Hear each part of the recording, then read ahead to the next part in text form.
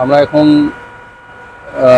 নৈহাটি স্টেশনে রয়েছি। এখন ঘড়িতে বাজে 4:05 বাকি। 4:05 আমরা ট্রেন ধরবো এবং এখান থেকে আমরা যাচ্ছি শিয়ালদা হয়ে আমরা ওখান থেকে ক্যানিং লোকাল ধরবো 5:45। একটু অ্যাডভান্স হাতে সময় নিয়েই যাচ্ছি। আমাদের ক্যানিংয়ে 9টার মধ্যে ঢুকতে বলা হয়েছে। আমরা আপনারা সঙ্গে থাকুন, আজকে অনেক কিছু দেখাবো, আমরা সঙ্গে থাকুন। আমার সঙ্গে জয়দীপ রয়েছে। আমরা এসে পৌঁছালাম শিয়ালদায়। নৈহাটি থেকে ট্রেনে উঠেছিলাম 4:05 ট্রেনে। ট্রেনটা যদিও একটু লেট করেছে 10 মিনিট মতন। আমরা এখন কটা বাজে জয়দীপ? এখন ধরো 5:24। আমরা এখন দাঁড়িয়ে রয়েছি সাউথের সেকশনের কাছে। এখন এই 5:45 ক্যানিং লোকাল ধরবো। ওটাও ফার্স্ট ক্যানিং লোকাল, দিনের ফার্স্ট ক্যানিং লোকাল। আমাদের গন্তব্য তো জানেন আপনারা। আমরা আজকে যাচ্ছি সুন্দরবন, মান্নাদার সুন্দরবন ইলিশ উৎসবে যোগ দিতে। এবং আমরা নৈহাটি থেকে শিয়ালদা 15টা হল্ট স্টেশন কভার করলাম। আমরা 35 কিলোমিটার রাস্তা কভার করেছি। আমরা এখন যাচ্ছি ক্যানিংয়ে আমাদের এখন মোটামুটি 45 কিলোমিটার রেলপথ। এটা এখানে 17টা হল্ট স্টেশন আমরা কভার করব। তাহলে যাওয়া যাক, আপনারা সঙ্গে থাকুন, দেখতে থাকুন। লেখাটা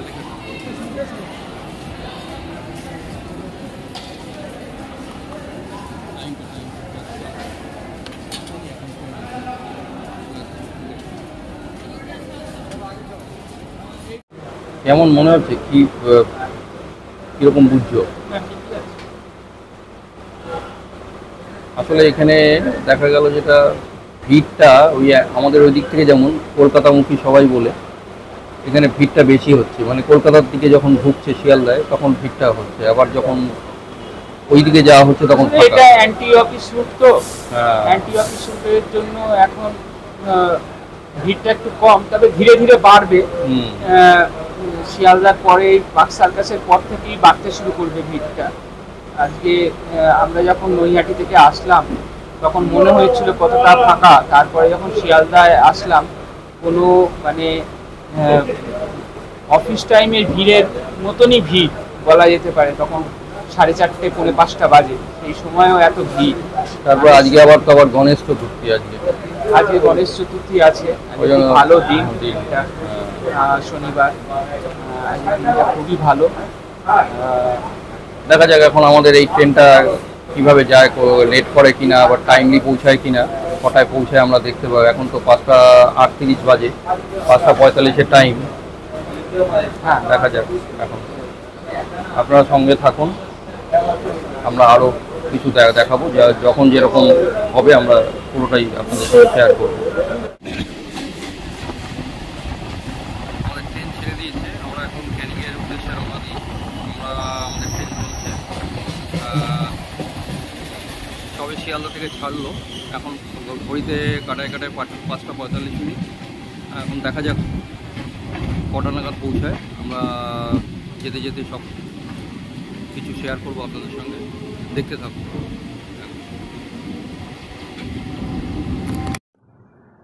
যথাসময় ক্যানিং লোকাল রওনা হয়ে যায় ক্যানিংয়ের উদ্দেশ্যে। এদিন ছিল গণেশ চতুর্থী। যাদবপুর স্টেশনে দেখা যায় গণেশ পুজোর আয়োজন।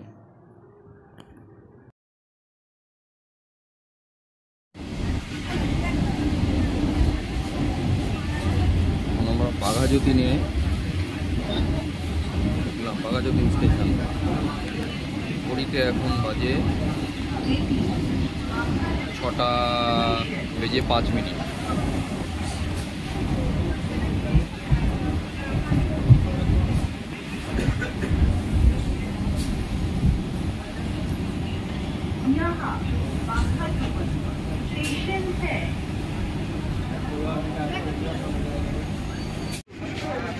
এরপর আমাদের ট্রেন পৌঁছে যায় ক্যানিং স্টেশন। একেবারে সময় পৌঁছায়। ভারতের প্রাক্তন গভর্নর জেনারেল লর্ড ক্যানিংয়ের নামানুসারেই ক্যানিংয়ের নামকরণ হয়েছে।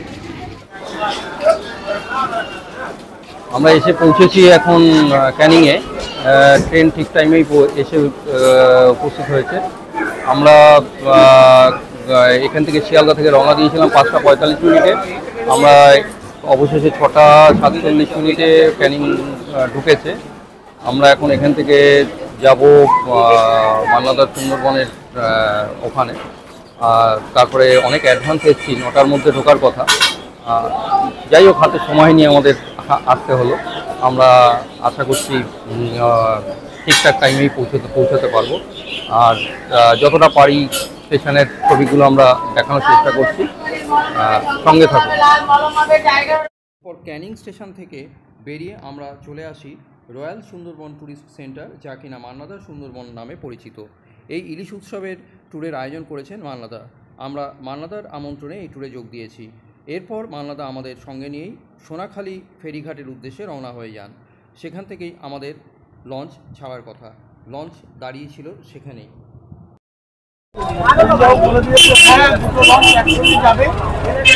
আমরা এখন ঘড়িতে 10:15। আমরা এখন রওনা দিয়েছি মান্নাদার সুন্দরবন থেকে। আমরা সোনাখালী জেটির দিকে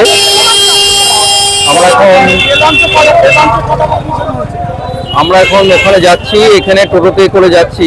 আমাদের সঙ্গে মান্নাদাও আছেন এবং আমরা পৌঁছাবো প্রায় 40 মিনিট পরে। টোটো চালক জানালেন, আপনার নাম?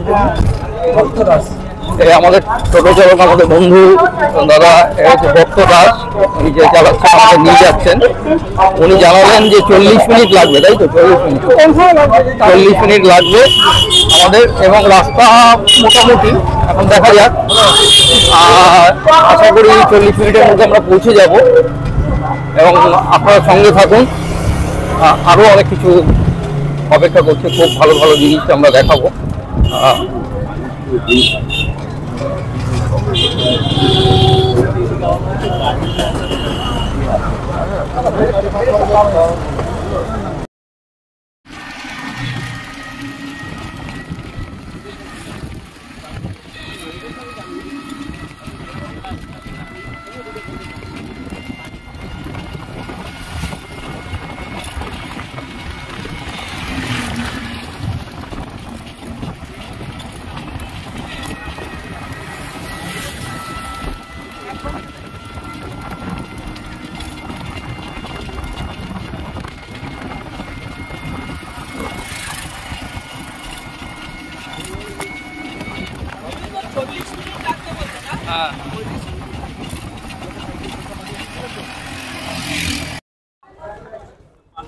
আমরা এসে গেছি এখন সোনাখালী ঘাটে।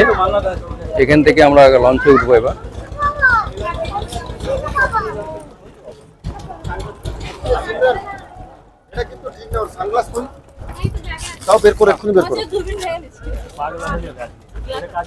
লঞ্চ দাঁড়িয়ে রয়েছে আমাদের, আমরা দূরে দেখছি লঞ্চ সামনে দাঁড়িয়ে রয়েছে।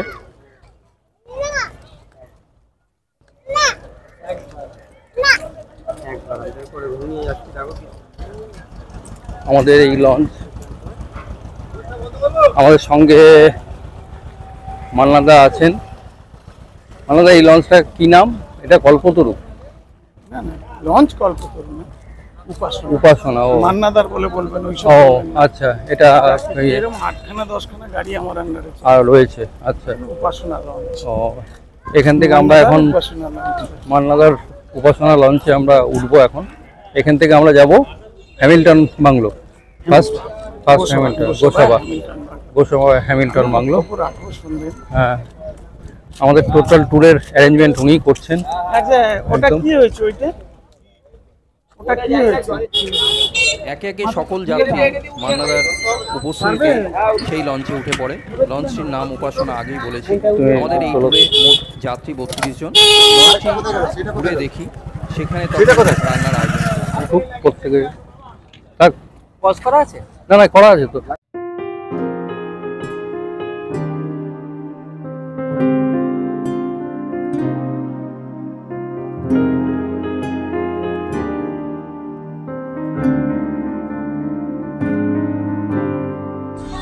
এই জলটা দাও সারা।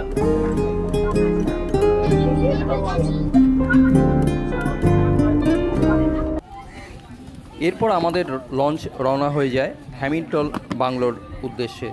আমরা হ্যামিল্টন সাহেবের বাড়িটি ঘুরে দেখার জন্য সেখানে পৌঁছে যাই।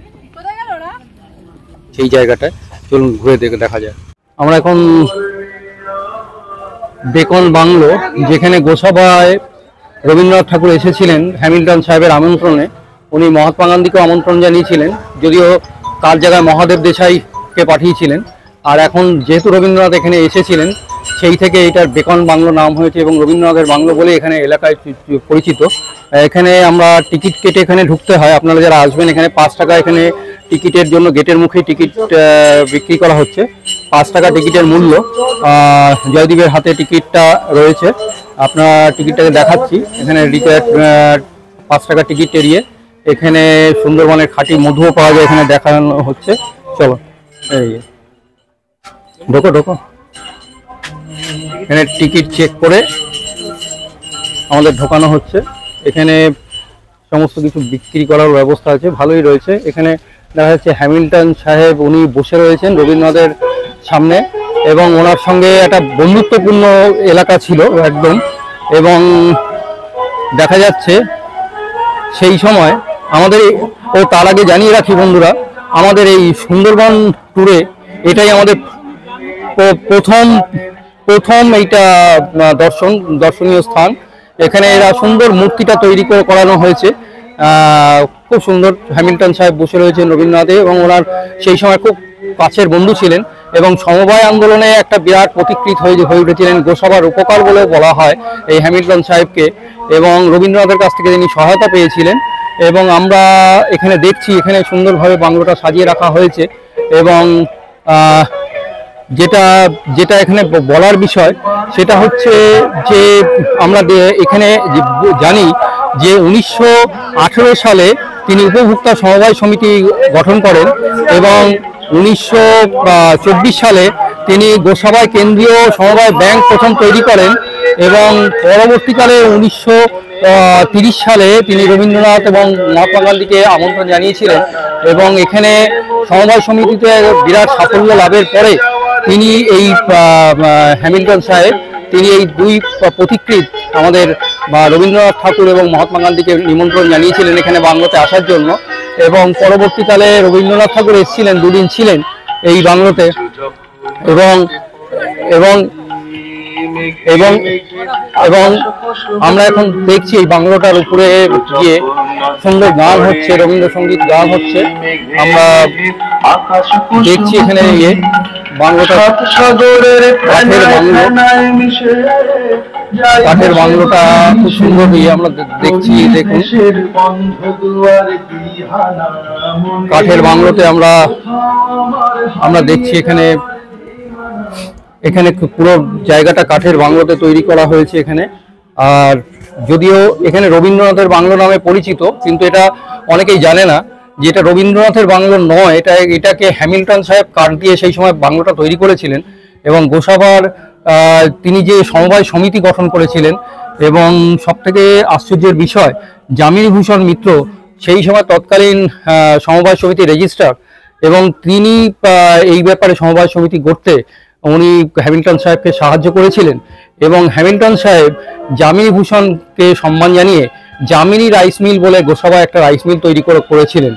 এবং এইটা একটা বিরাট প্রতিকৃতি, এটা শুধু কাঠের বাংলো নয়। এখানে রবীন্দ্রনাথকে 2 দিন তিনি আমন্ত্রণ জানিয়েছিলেন, রবীন্দ্রনাথ এসেছিলেন। মহাত্মা গান্ধীকে বলেছিলেন, মহাত্মা গান্ধী আসেনি, কিন্তু মহাত্মা গান্ধীর জায়গায় মহাদেব দেশাইকে পাঠানো হয়েছিল, এবং সেই জায়গাতে তিনি এসেছিলেন। আমরা পুরো জায়গাটা ঘুরে দেখছি, দেখা যাক। আমরা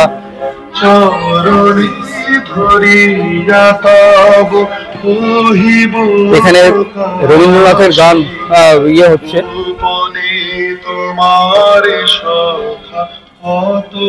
এখানে রবীন্দ্রনাথের মূর্তি তৈরি করা হয়েছে।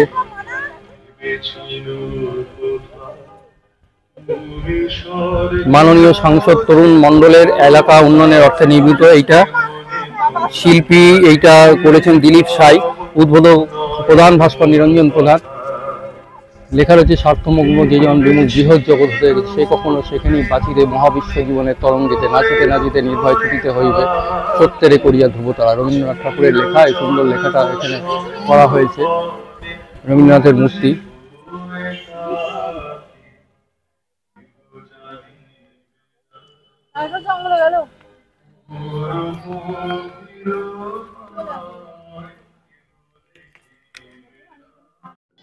ড্যানিয়েল ম্যাকিনন হ্যামিল্টন 1860 খ্রিস্টাব্দে 6 ডিসেম্বর স্কটল্যান্ডের পশ্চিম উপকূলের অদূরে আরানদ্বীপে এক ব্যবসায়ী পরিবারে জন্মগ্রহণ করেন। লেখাপড়া শেষে তিনি 1880 খ্রিস্টাব্দে তাদের মুম্বাইতে অবস্থিত বাণিজ্য সংস্থা ম্যাকিনন ম্যাকেঞ্জি শাখা দেখাশোনার জন্য ভারতে আসেন। তিনি মার্গারেট এলিজাবেথকে বিয়ে করেন। বিংশ শতাব্দীর প্রথম দিকে তিনি ম্যাকিনন ম্যাকেঞ্জির কলকাতা শাখার প্রধান হয়ে আসেন। 1903 খ্রিস্টাব্দে কলকাতার কাছে তৎকালীন অবিভক্ত 24 পরগনা জেলা সুন্দরবনের গোসাবা ও রাঙাবেলিয়া দ্বীপে 143 ও 149 নম্বর লটে প্রায় 9000 একর জমি 40 বছরের ইজারায় নেন। কাঠ ইত্যাদির সাহায্যে নদীবাঁধ তৈরি করে জমি পুনরুদ্ধার করেন। তিনি বাংলাকে ভালোবেসে নিজের জমিদারি প্রতিষ্ঠার পাশাপাশি গোসাবাতেই নিজের দ্বিতীয় আবাস বানান। ব্রিটিশ ভারতের স্থানীয় দারিদ্র্যপীড়িত মানুষের জীবনযাত্রার উন্নয়নে প্রভূত কাজ করেন। তাদের নিয়ে গ্রামীণ ও সামাজিক উন্নয়নে নানা কর্মসূচির পরীক্ষা নিরীক্ষা করেন। কৃষি ব্যবসায় ও শিল্প কাজ দ্বারা অর্থনৈতিক দুর্দশা দূরীকরণের জন্য স্বেচ্ছায় মিলিত হওয়ার চেষ্টায় উদ্যোগী করার আদর্শে তিনি দরিদ্র জনসাধারণকে উদ্বুদ্ধ করে তোলেন। তিনি নিজে ম্যাকিনন ম্যাকেঞ্জির অ্যান্ড কোম্পানির অন্যতম অংশীদার হয়ে গ্রামীণ পুনর্গঠন সম্ভব করে তুলতে তিনি গোসাবা এবং সুন্দরবনে বিভিন্ন স্থানে সমবায় ব্যবস্থা চালু করেন। জনগণকে দায়িত্ব ভাগ করে নিতে শেখান। 1918 খ্রিস্টাব্দে তিনি উপভোক্তা সমবায় সমিতিও শুরু করেন। 1919 খ্রিস্টাব্দে তিনি ধান, সবজি, ফল ইত্যাদির জন্য পরীক্ষামূলকভাবে কেন্দ্রীয় মডেল খামার গড়েন। 1923 খ্রিস্টাব্দে সমবায় ধান বিক্রয় সমিতি প্রতিষ্ঠা করেন এবং 1924 খ্রিস্টাব্দে তিনি গোসাবা কেন্দ্রীয় সমবায় ব্যাংক প্রতিষ্ঠা করেন। সে সময় সমবায় সমিতির রেজিস্ট্রার যামিনী ভূষণ মিত্র তার এই সমবায় আন্দোলনে যথেষ্ট সহায়তা করেন। 1927 খ্রিস্টাব্দে হ্যামিল্টন তার নামেই প্রতিষ্ঠা করেন যামিনী রাইস মিল। 1932 খ্রিস্টাব্দে তিনি গোসাবায় গ্রামীণ পুনর্গঠন ইনস্টিটিউট শুরু করেন। এর ভিত্তিপ্রস্তর স্থাপন করেন তার স্ত্রী লেডি মার্গারেট হ্যামিল্টন এবং ওই বছর পরে তিনি গোসাবায় 1 টাকার নোট ইস্যু করেন। এছাড়াও তিনি নৈশ বিদ্যালয়, হাসপাতাল প্রভৃতি স্থাপন করে তার ওই অঞ্চলকে একটি আদর্শ সমবায় উপনিবেশে পরিণত করেন। হ্যামিল্টন সাহেব গোসাবার উপকার হিসেবেও পরিচিত হন। ড্যানিয়েল ম্যাকিনন হ্যামিল্টন নোবেল বিজয়ী কবি রবীন্দ্রনাথ ঠাকুরের সমসাময়িক এবং ঘনিষ্ঠ সহযোগী ছিলেন। তিনি তার কাছ থেকে গ্রাম পুনর্গঠন এবং সমবায় সমিতির প্রয়োজনীয়তার বিষয়ে পত্র আদান প্রদান মারফত তার পরামর্শগুলো লাভ করেন। 1930-এর দশকে তার গোসাবা প্রকল্প সমাপ্ত হওয়ার পর ড্যানিয়েল হ্যামিল্টন রবীন্দ্রনাথ এবং মহাত্মা গান্ধী উভয়কেই আমন্ত্রণ জানান। রবীন্দ্রনাথ 1932 খ্রিস্টাব্দের ডিসেম্বরের শেষে গোসাবায় হ্যামিল্টনের কর্মযজ্ঞ দেখতে এসেছিলেন। সাহেবের আতিথেয়তায় তিনি 2 দিন বেকন বাংলোয় ছিলেন। কিন্তু মহাত্মা গান্ধী নিজে না এলেও তিনি 1935 খ্রিস্টাব্দে ফেব্রুয়ারি মাসে তার ব্যক্তিগত সচিব মহাদেব দেশাইকে পাঠান। দেশাই গোসাবাতে হ্যামিল্টনের সঙ্গে 1 সপ্তাহ কাটিয়েছিলেন।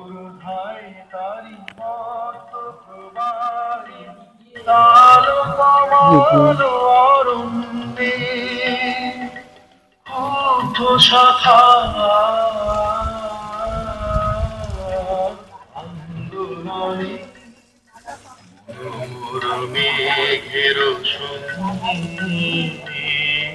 উড়ে চলে দিক দিগন্তের পানে নিঃসীম সন্ধি শ্রাবণ বর্ষণ সঙ্গীতে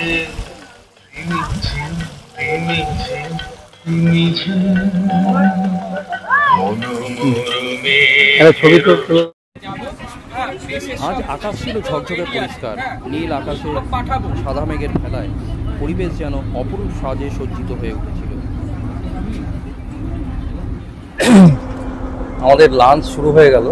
আমাদের এখন দেয়া হয়েছে ভাত, বেগুনি, ডাল।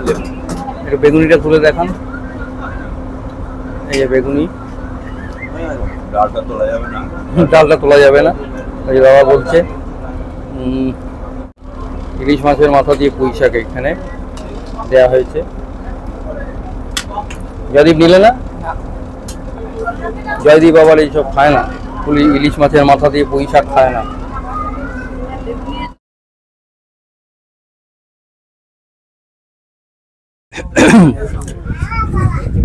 আমাদের ইতিমধ্যে আজকে লাঞ্চ শুরু হয়ে গেছে।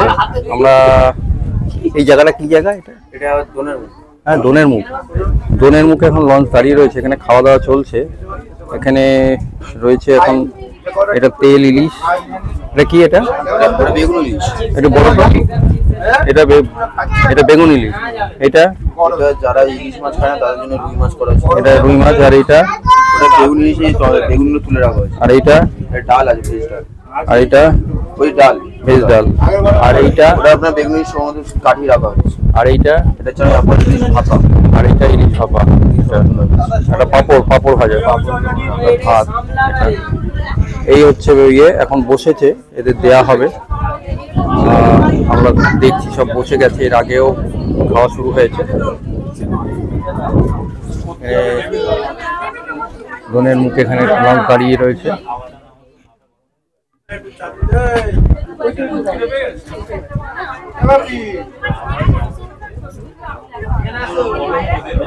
সুন্দর সিন, ভারী সুন্দর জায়গা। নদীটা দেখা যাচ্ছে এখানে, দূরে দেখা যাচ্ছে একটা,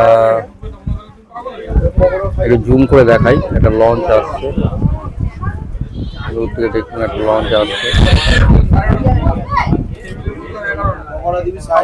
হাওয়াও দিয়েছে, সুন্দর হাওয়া। আকাশে চিত্রটা খুব ভালো, দারুণ চিত্র, খুব সুন্দর ছবি দেখা যাচ্ছে।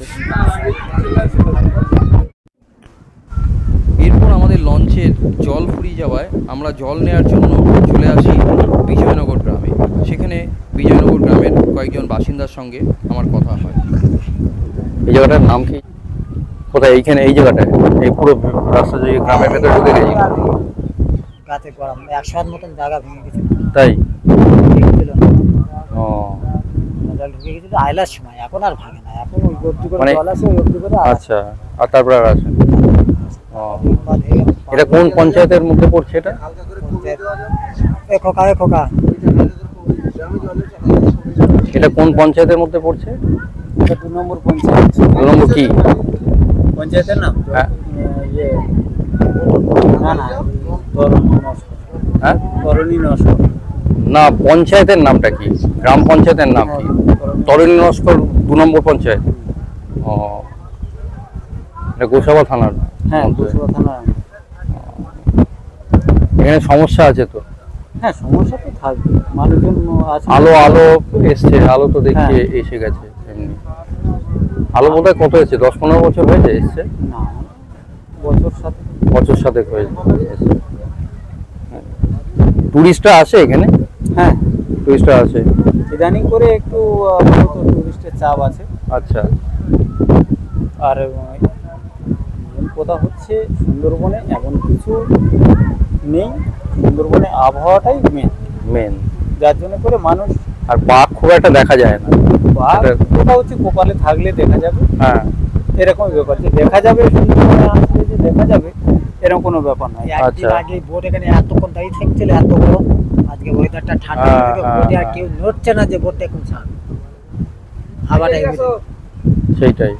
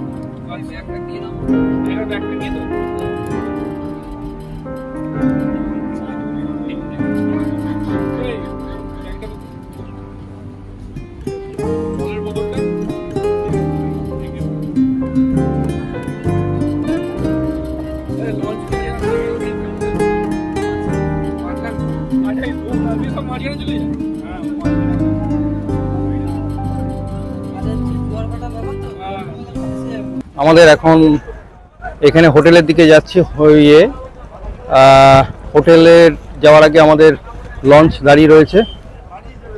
আমরা এখন এগোচ্ছি এখন হোটেলের দিকে।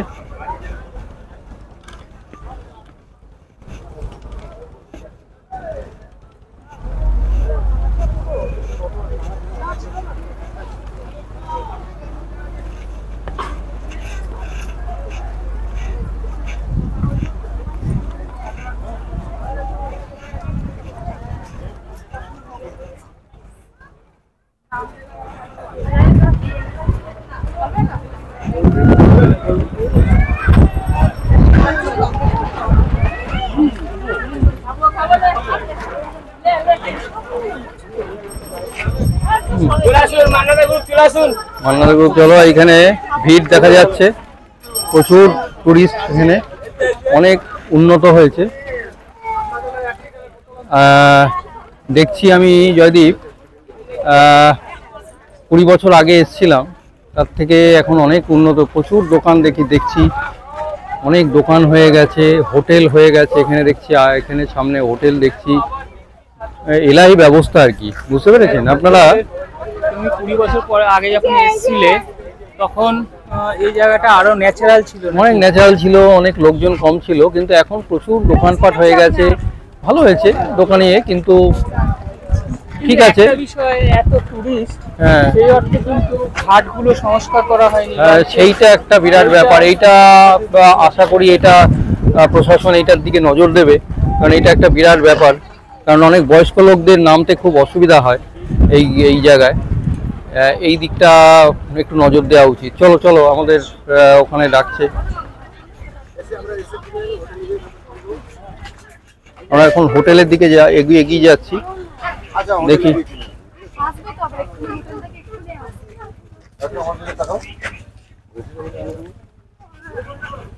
রাস্তাটা দেখাও জয়দীপ, রাস্তাটাও একটু সংস্কার করা দরকার। এখানে এত টুরিস্ট আসছে যখন হচ্ছে, এটা দরকার।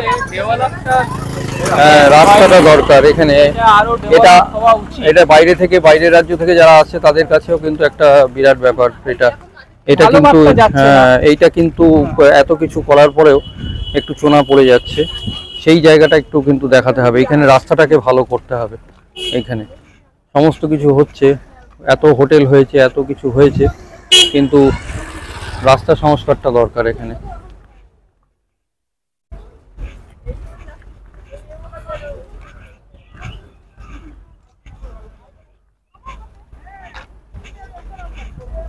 আমরা তাহলে আজকে পাখিরালয়ে স্টে করব। হ্যাঁ, পাখিরালয়ে আজকে রাত্রিবাস হবে।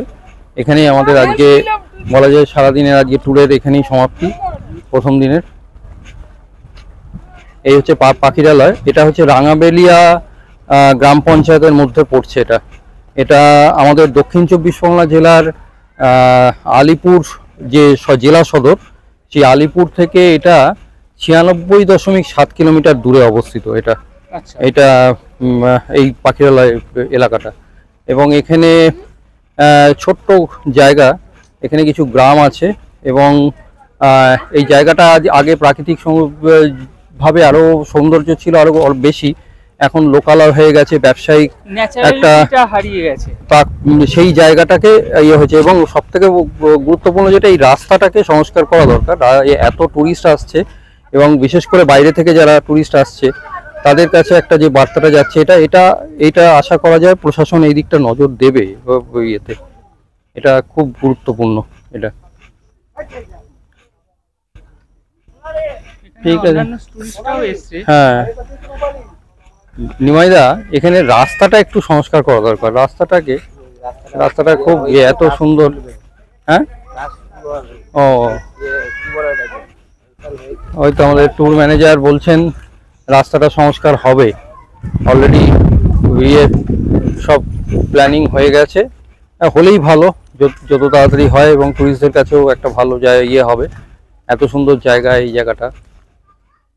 আমরা তাহলে ওই হোটেলটা, হ্যাঁ নিমাইদা, আমাদের কি এই আপনজন হোটেল? হ্যাঁ, আমরা এখন আপনজন হোটেলেই উঠতে চলেছে, এই এরিয়া যেটা আমরা লঞ্চ থেকে দেখছিলাম। এখানেই তো এখানটায় রাত্রিবাস, এখানেই রাত্রিবাস, এখানে আপনজন হোটেলে।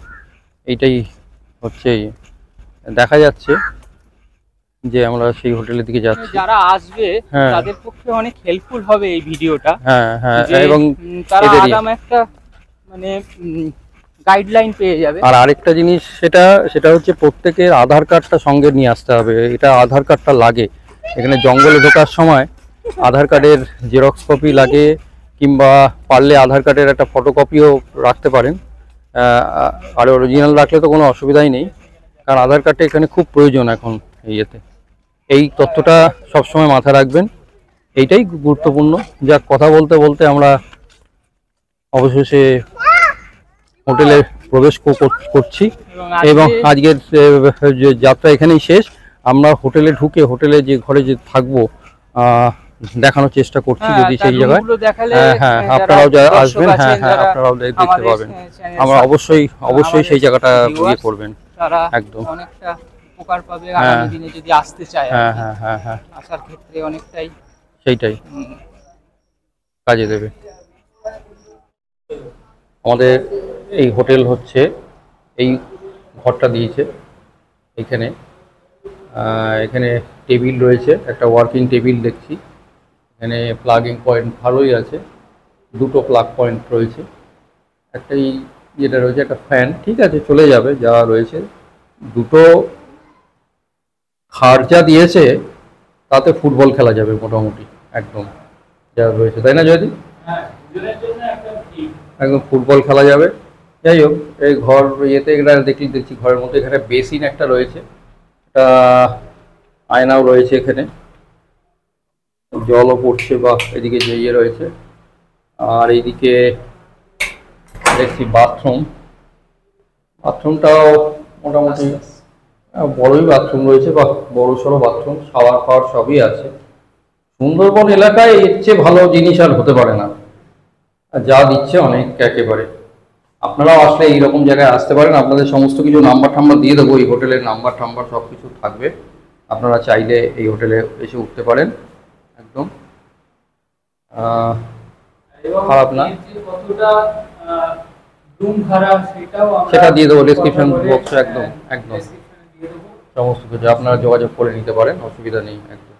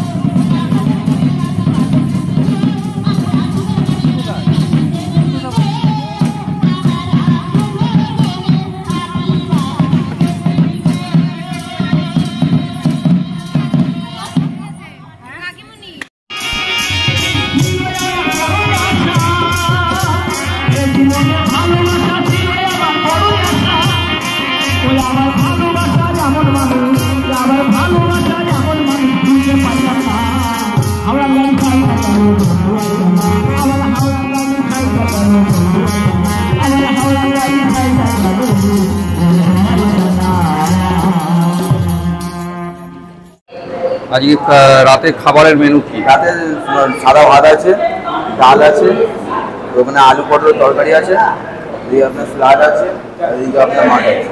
এদিকে মাটন আছে। মাঠে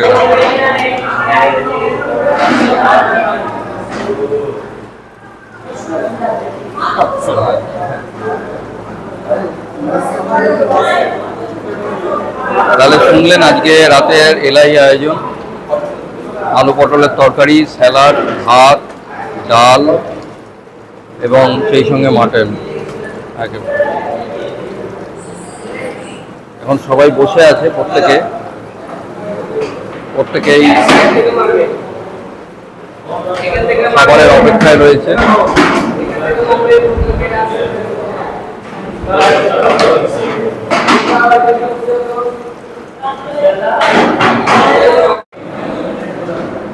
একদম কচি পাঠার মাংস দিয়ে যে রুটি খাবে রুটি, যে ভাত খাবে ভাত, এলাহি ব্যাপার। মান্নারার অসাধারণ ব্যবস্থা, সঙ্গে আমাদের নিমাইদা, তার সঙ্গে আমাদের নিমাইদাকে একটু দেখে রাখুন। আপনারা যখন আসবেন এই ভদ্রলোকই আপনাদের সাথে থাকবে। কিন্তু বাঘ দেখার সৌভাগ্যবান একেবারে। এবং এ কিন্তু বহু ট্যুর অপারেটর আছে, ট্যুর ম্যানেজার আছে, কিন্তু ইনি কিন্তু স্পেশাল, একদম চিনে রাখুন ভালো করে, একদম দেখলে ইয়ে করবেন, খুব ভালো হয়। উনি গত কয়েকদিন আগে বাঘ দেখেছেন, আমরা চেষ্টা করব সেই ভিডিওটা আমাদের ইউটিউবে আমরা দেখাতে। সঙ্গে থাকুন।